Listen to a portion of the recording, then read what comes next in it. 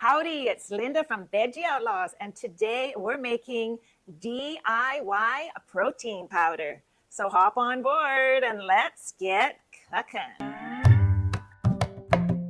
Howdy, it's Linda from Veggie Outlaws, and today I decided to make do-it-yourself protein powder because I like to add a little bit more protein into my diet, but I do not like those packaged protein powders. I think they don't taste very good, and I just don't like the idea of eating them. They're pretty processed. So I thought, hey, why don't you make your own? So then I started thinking, what would be a good base for my protein powder?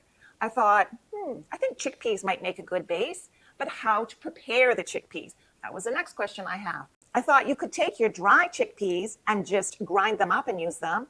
But then I thought, that might be a little hard to digest. Then I thought, maybe take your dry chickpeas, soak them overnight, dry roast them, and then grind them up. But then I thought, I don't know, is that the best? Would it still maybe be hard to digest? Would it still, maybe they would be a little bit too hard still? Then I thought, what happens if you sprout the chickpeas first? So then I took my dry chickpeas, soaked them overnight, drained them, rinsed them really well, and put them into this mason jar with a mesh lid. That way I could continually rinse them, but keep them moist, allowing them to sprout. If you put them in the mason jar with a mesh lid, then it is easy to rinse them because you do want to keep rinsing them several times throughout the day that you're sprouting them. Put them in this bowl upside down with your mesh lid and the excess water will drain off, again, helping to keep down any bacteria and rinsing them several times. Sprouting chickpeas, I love to sprout mung beans. Sprouting these lentils, these kinds of things is super easy. It just takes a little bit of time. So these have been sprouting for 3 days. I soaked them, then I sprouted them 1 day, 2 days. This is now the 3rd day. I think I could have even done this yesterday. They were starting to get little tails on them, and I think they could have worked then. The other option I thought is to take your dried chickpeas and cook them under pressure in an Instant Pot for about 35 minutes, then dry roast them.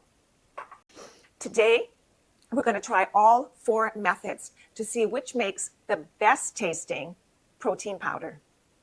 As for dry roasting the chickpeas, I'm going to try 2 different options. One is to dry roast them in a 200-degree oven for about an hour.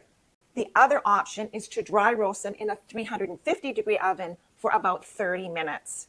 So let's get started and see which one works the best.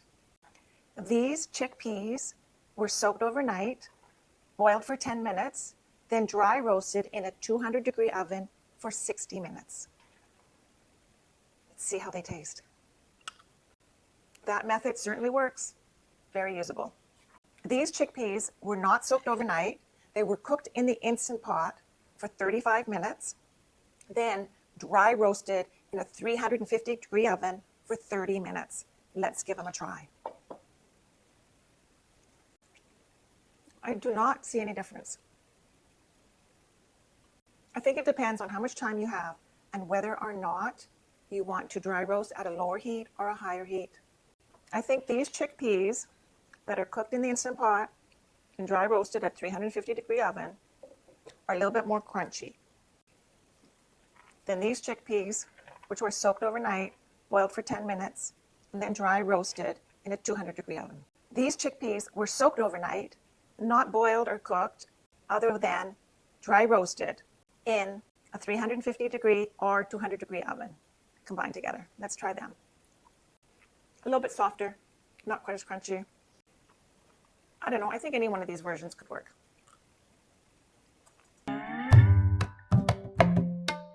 I'm making 4 different versions of dry roasted chickpeas. So I thought I should make 4 different versions of do-it-yourself protein powder and try different combinations to see which one tastes the best. When I make my cereal, I like to add in a number of additional items to increase the flavor, the health benefits, the protein, the healthy fats. So some of the things that I add to my cereal are pumpkin seeds, sunflower seeds, hemp hearts, flax seeds.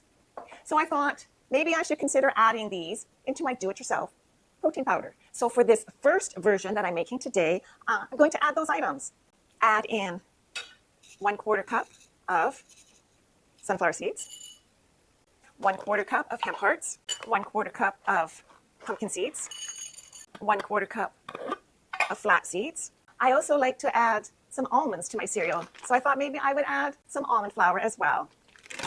1/2 cup of almond flour. Add these into a food processor or high-speed blender to turn them into powder, because we are making protein powder.